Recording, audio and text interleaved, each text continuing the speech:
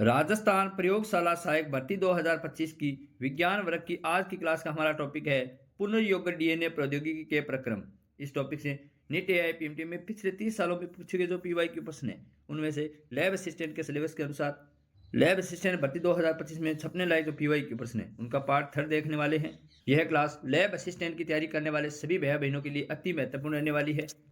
आज की क्लास का पहला प्रश्न है, विलोडित टैंक बायोरिएक्टर किस लिए अभिकल्पित किए गए हैं? बायोरिएक्टर जिसका उपयोग बड़े स्तर पर एंजाइम प्रोटीन आदि के उत्पादन में किया जाता है। विलोडित टैंक बायोरिएक्टर ये किस लिए अभिकल्पित किए गए हैं? क्योंकि ये टैंक क्या करते हैं, पूरी प्रक्रिया के दौरान जो प्रोटीन है उसकी प्राप्यता को बनाए रखते हैं।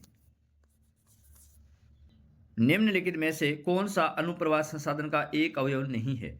अनुप्रवाह संसाधन इसके अंतर्गत क्या किया जाता है, जो प्रोटीन होती है उनका पृथक्करण किया जाता है, शुद्धिकरण किया जाता है, परीक्षण किया जाता है। इसने कहा कौन सा अवयव नहीं है? अभिव्यक्ति नहीं है। टैग पॉलीमरेज एंजाइम किससे प्राप्त किया जाता है?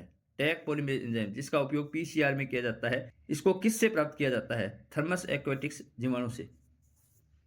जीव और उसकी कोशिका भित्ति निम्न कारक एंजाइम के लिए निम्नलिखित में से कौन सही सुमेलित नहीं है?